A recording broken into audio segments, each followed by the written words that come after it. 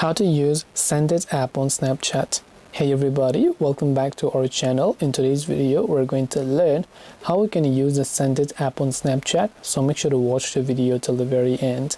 Now, Send It app is basically like a new trend that is happening on Snapchat. But for this, you will need the application Send It separately, right? So make sure you have the Send It app. Now open it up and log into the Snapchat account, because by default it will basically log in automatically once you have your logged into the Snapchat app itself. So you can see you're connected to Send It, so I can tap on continue and reconnect it again. Now I can simply choose the type of questions or the games or whatever else it is that I want to do in this case. So I'll just select that.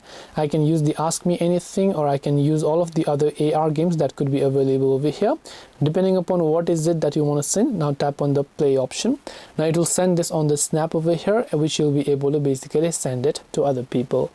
This way you can use Send It app on Snapchat. Hope this video was very helpful. If you have got any more questions, feel free to also leave them down below. Thank you for watching till the very end, and see you soon in the next video.